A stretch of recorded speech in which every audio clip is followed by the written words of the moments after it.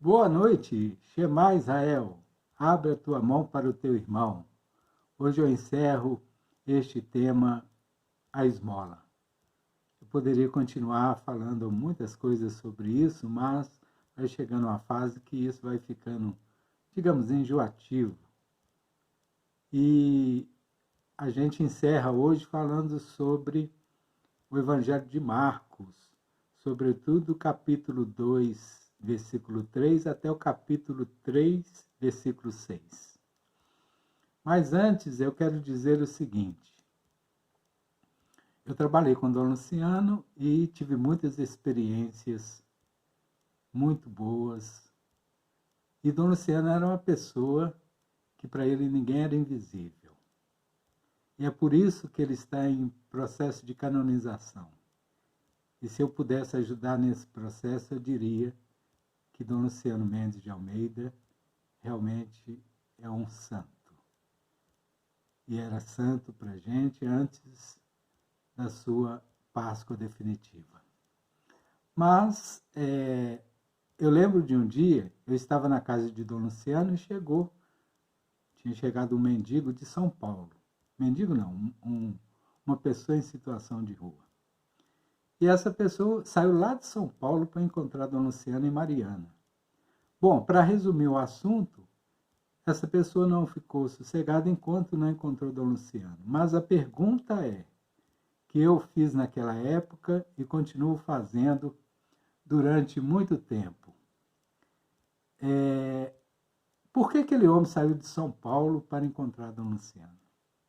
É porque talvez Dom Luciano tenha sido a única pessoa que tinha enxergado aquele homem.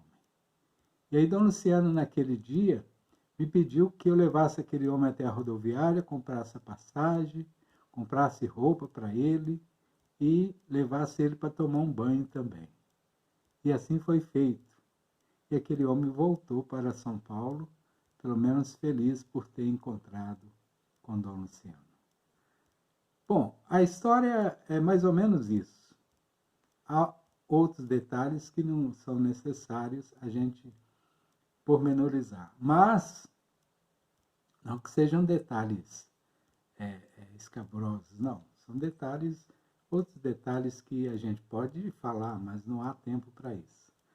Mas, voltando ao Evangelho de Marcos, o Evangelho de Marcos ele tem 5 tópicos que a gente fala da questão dos puros e impuros.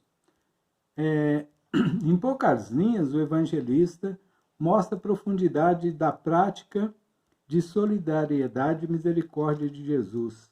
Uma solidariedade e um amor misericórdia tão grande que o levou a uma ruptura com o jeito comum das coisas e estruturas religiosas sociais da sua época. As pessoas pobres, doentes, maltrapilhas, sem estudo formal, deficientes, de outros lugares e raças, de profissões baixas, os mendigos, os pecadores, etc., eram excluídos como impuros, eram impuros, não eram dignos de fazer parte do povo de Deus, segundo os doutores da lei e os fariseus. Havia no judaísmo do tempo de Jesus toda uma estrutura de puro e impuro que controlava rigidamente a sociedade e as pessoas, botando para fora da mesa da vida a todos estes impuros acima mencionados e controlando a ascensão socioeconômica das pessoas na base de classe e bens materiais ou intelectuais. Aquelas pessoas eram consideradas tão impuras que nem a família às vezes queriam eles mais. Jesus não concordou e ainda não concorda com isso, evidente. Para ele e para nós cristãos, cada pessoa humana é do mesmo valor infinito diante de Deus e de nós mesmos. Jesus rompeu com essas estruturas religiosas, ideológicas, econômicas de exclusão social que tanto sofrimento causava. E aí, por que eu estou falando desse Evangelho de Marcos 2, 3, capítulo 2, 3 a capítulo 3, 6. São 5 esses tópicos. Ele fala no capítulo 2, versículo 3 a 12, do paralítico, que é colocado através do telhado para que Jesus cuidasse dele. Leia lá e faz uma reflexão sobre isso. O segundo tópico é a vocação de Levi. Mateus.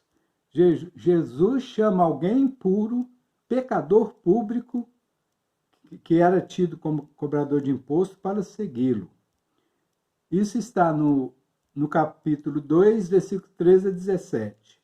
E no Marcos 2, capítulo 18 a 22, fala que Jesus não jejuava e fala sobre as questões de práticas religiosas, que Jesus vai considerar, de certa forma, um rito vazio, dependendo de como ele é feito.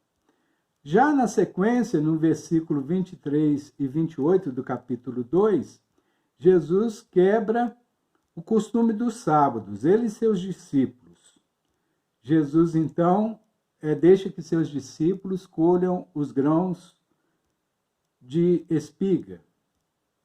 E no último tópico, que é o tópico 5, no capítulo 3, versículo 1 a 6, Jesus cura o homem da mão seca, desafiando os costumes e as tradições daquela época.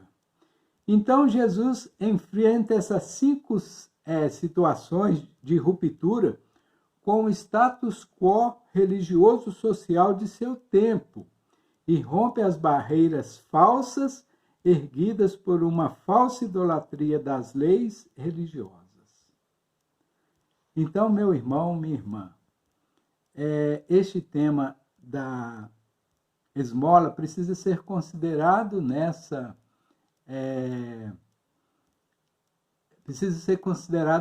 ótica dos puros e impuros no tempo de Jesus e dos visíveis e invisíveis do nosso tempo, que na realidade acaba sendo um conceito diferente, mas com o mesmo propósito, na mesma realidade.